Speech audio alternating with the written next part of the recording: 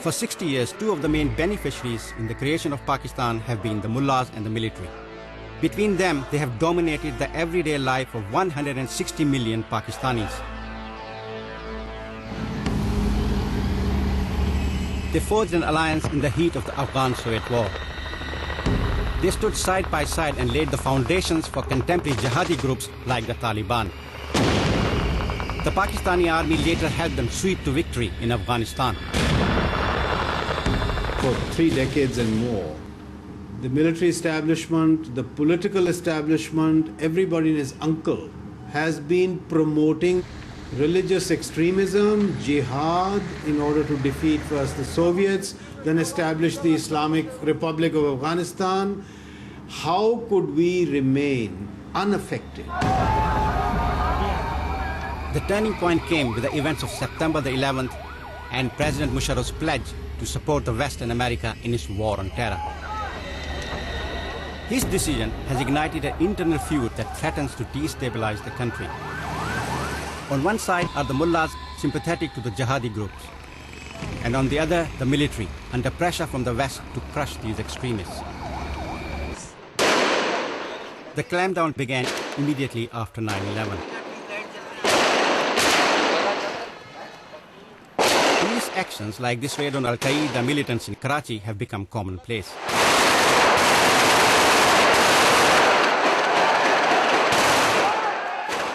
The upshot of these operations has been a spate of reprisal attacks by jihadi militants both in Pakistani cities and in areas of the northwest bordering Afghanistan.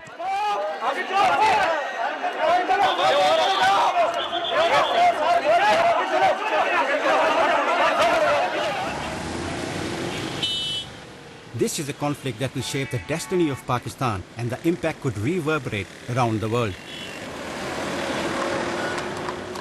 It could lead to the strengthening of secular and democratic forces, or it could end with the country's nuclear arsenal in the hands of Islamic hardliners. The intensity of the conflict has led to 3 attempts on the life of President Musharraf, and this suicide bomb attempt on the life of the Prime Minister.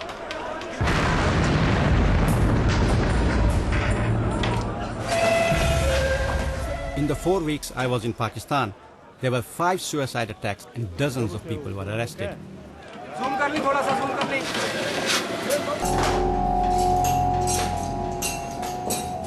The next day, I'm allowed to talk briefly to one of the suspects on the condition I do not ask him about any organization he may represent.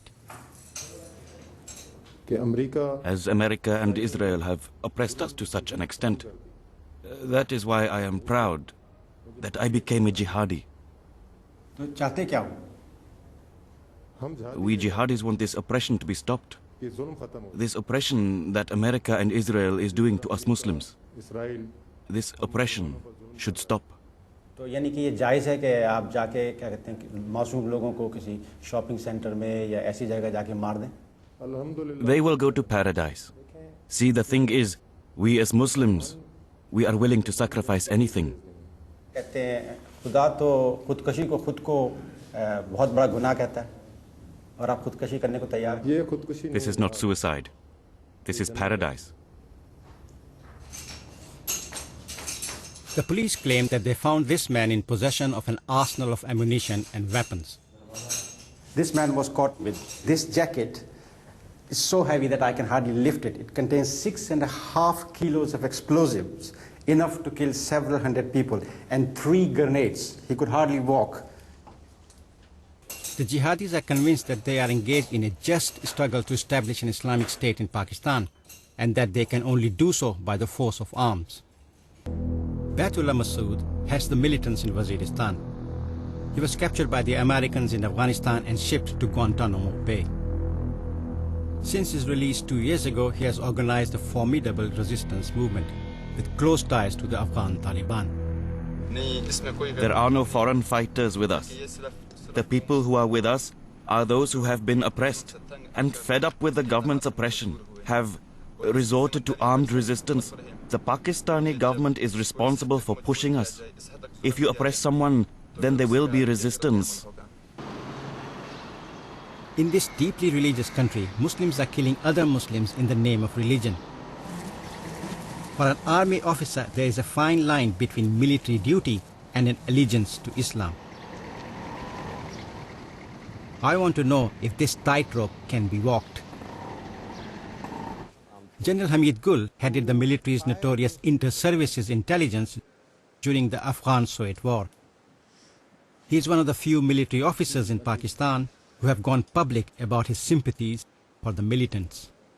Do you think that the Pakistani army can actually succeed in Waziristan? It is very difficult for Pakistan armed forces to fire against people and to kill them ruthlessly with the Cobra helicopter gunships and with your aircraft, because the people on the other side were saying Pakistan Zindabad, long live Pakistan, and they were saying Allahu Akbar, and this side also they were saying Allahu Akbar. What is the cause? Why were you there? Why were you killing these people? They are your own people. It's very difficult to kill your own people, particularly when you know that it's being done under pall of fear and it is being dictated to you by an external force which is not your friend. So in that situation it becomes very difficult. You can't win. It is unwinnable. Why do you say extremist? I mean, there is nothing extremist in Islam. Ask any Pakistani. I don't know about you, but if I were to ask you honestly, I would say, put your hand on your heart and say, should the Americans win in Afghanistan? Or should they lose? What would be your answer? Does their losing actually mean a win for Taliban? Not necessarily. Win for Afghan nation. Win for the spirit of freedom. Win for Islam. Because they say it's an ideological conflict. So win for Islam.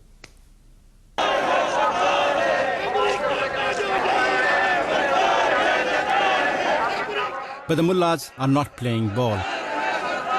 General Pervez Musharraf is a dictator, a military dictator. He is not an elected person. He has come by force through military action. He has established a one-person rule in this country, and this is dictatorship. Therefore, we are opposed to dictatorship.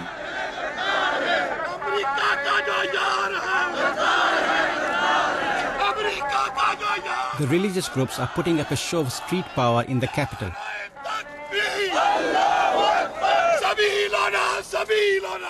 They want to keep the pressure on the military not to compromise with Pakistan's historical enemy, the Indians, over disputed Kashmiri territory.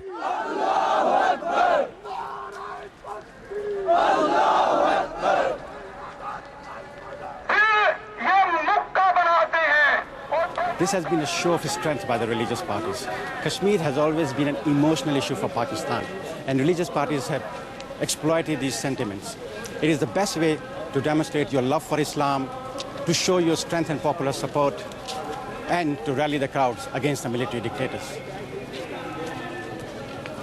आपने India की मिसाल दी, India की मिसाल इसलिए कि वह जमहूरियत रही, और यहाँ पे आप देखें कि मार्शल लॉ और फौजी हुक्मरानी रही। वो बड़े बड़े क्राइसिस से गुजरे, लेकिन उन्होंने कभी फौज को आवाज़ नहीं दी। फौज ने आके, फौज नहीं आई इस तरह, लेकिन हमारे फौजियों को अल्लाह जाने इनको क्या मुसीबत पड़ गई है कि ये बजाय ये कि ये जाएं इंडिया से लड़ें, किसी और से लड़ें, पाकिस्तान की सरहदों की हिफाजत करें, बाकी पाकिस्तानियों के ऊपर हुकूमत कर रहे हैं। It's been a very peaceful, almost jubilant demonstration, but the rhetoric has been extremely violent.